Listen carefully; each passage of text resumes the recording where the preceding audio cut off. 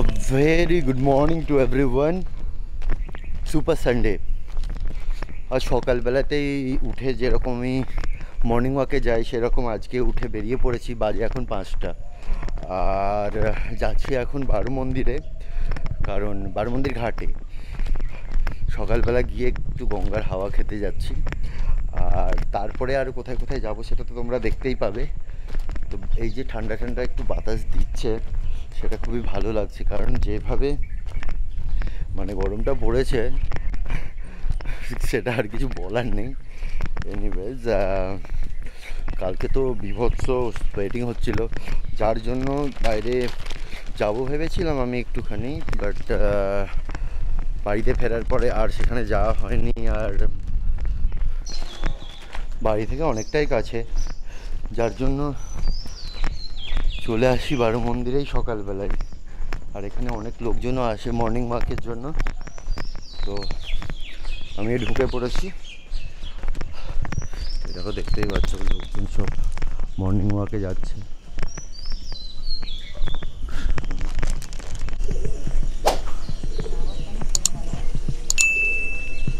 চলে এসেছি বারো মন্দির ঘাটে।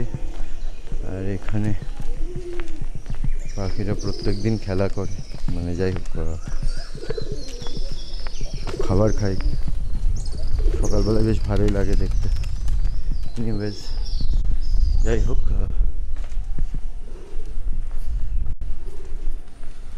অপূর্ব দৃশ্য সকালবেলায় ফাঁকা বারো মন্দির, যেটা সচরাচর দেখতে পাওয়া যায় না। সকালের গঙ্গার হাওয়া খুবই ভালো লাগে। আর এখানে পরিবেশটা এতটাই সুন্দর,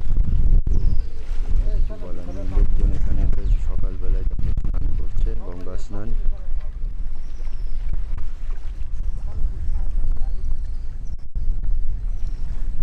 ওখানে মাঝখানে গঙ্গার মধ্যে নদীতে দাঁড়িয়ে রয়েছে, কোথায় মাছ টাছ ধরছে জানি না। যাই হোক, একটা নৌকো দাঁড়িয়ে রয়েছে, দেখতে পাচ্ছি কিনা জানি না, দেখা যাচ্ছে এখন।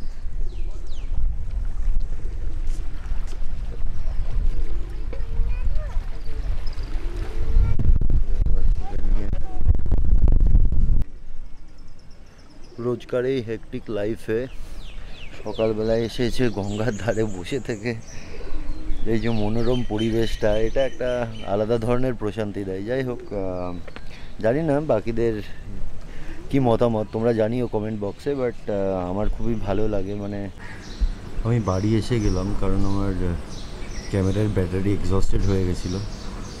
একটুখানি চার্জ দিয়ে জাস্ট তোমাদেরকে আমি দেখাচ্ছি যে সূর্যি মামা এতক্ষণে উঠছে, কি ভালো লাগছে দেখে। ক্যামেরার ব্যাটারিটা পুরোপুরিভাবে এক্সস্টেড হয়ে গেছিলো। কালকে রাত্রেও একদম চার্জ করতে পারা যায়নি, কারণ মানে ভুলে গেছিলাম। আসলে অনিশা ওইদিকে রান্নাবান্না করছিল, আর আহি এদিকে ঘুমিয়ে গেছিলো, যার জন্য আহিকে পাহারা দিচ্ছিলাম। কেন পড়ে যায় তো ঘুমের ঘোরে সামটাইমস। তো যাই হোক, তো আবার চার্জ দিয়ে একটু মানে একদমই চার্জ হয়নি, যাই হোক তবুও বেরিয়ে পড়লাম। তো যাচ্ছি এখন বিটি রোডের দিকে, সেখানে গিয়ে কিছু কাজকর্ম আছে, ফুল টুল নেওয়ার আছে, একটু এটিএমে যাওয়ার আছে। তারপরে যাব বাজারে, মানে এখন আর যাবো না, বাড়ি ফিরবো, বাড়ি ফিরে দেন তারপরে বেরোবো বাজারে। তো আজকে যেহেতু সানডে, অনেক কিছু বাজারের কাজকর্মগুলো থাকে, সেগুলো তোমরা এভরি উইকেন্ডে দেখতেই পাও। এনিওয়েজ, তো চলো।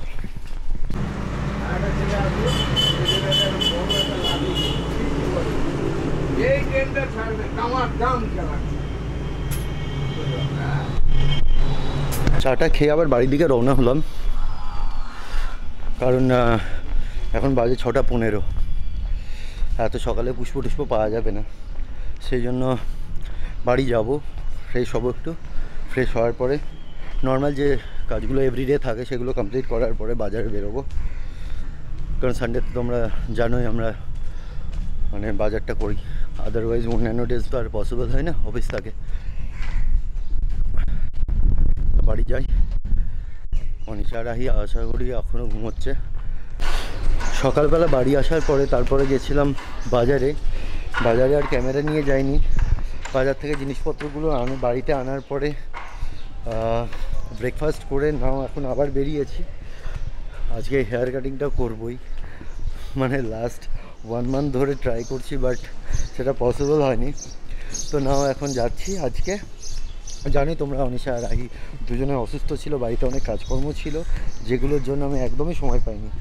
তো আজকে ফাইনালি টাইম পেয়েছি আর বেরিয়েছি। এখন যাব স্যালুন গিয়ে তারপর ফ্রেশ হয়ে যাব, তখন লুকসটা তোমাদেরকে দেখাবো আবার। চলো, টোটোতে উঠে এখন ট্রাফিক মোড় যাচ্ছি, সেখানে স্যালুনে যাব, দিয়ে কাটিং করাবো। ফাইনালি স্যালুন থেকে বেরোলাম। স্যালুন থেকে বেরিয়ে জাস্ট এখন একটুখানি আমি গ্রসারিজের দোকান যাব, সেখানে অর্ডারগুলো দিয়ে দেবো আর ইভিনিংয়ে এসে নিয়ে নেবো।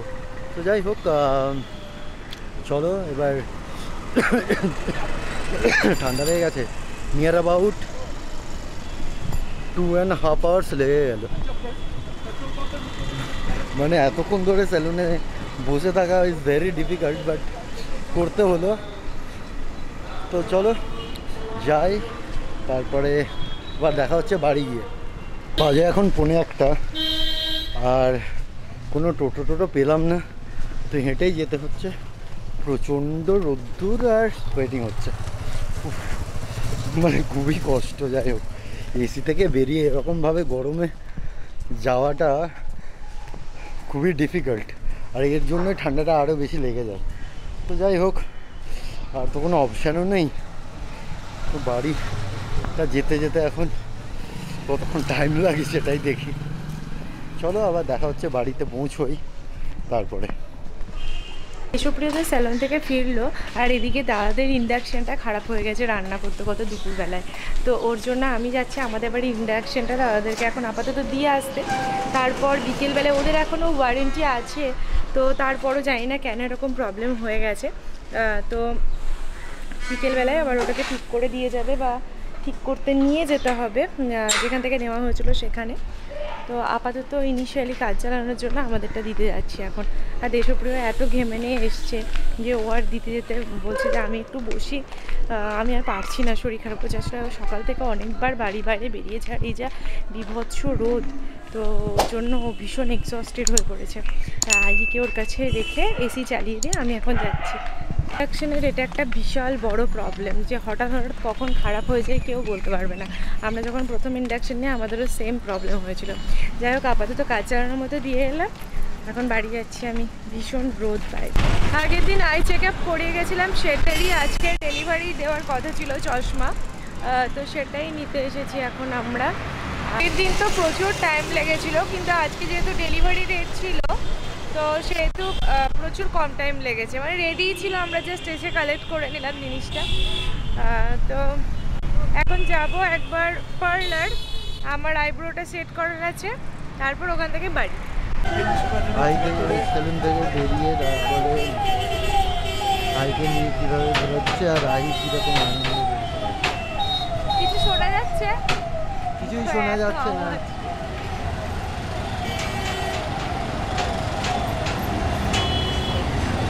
আজকে স্বাভাবিক না, আজকে সানডে, হবেই ভিড়, কিছু করার নেই। বলো কিছু, কি বলতে চাও? আমি আইসক্রিম খাচ্ছি আর ওর আনন্দ হচ্ছে।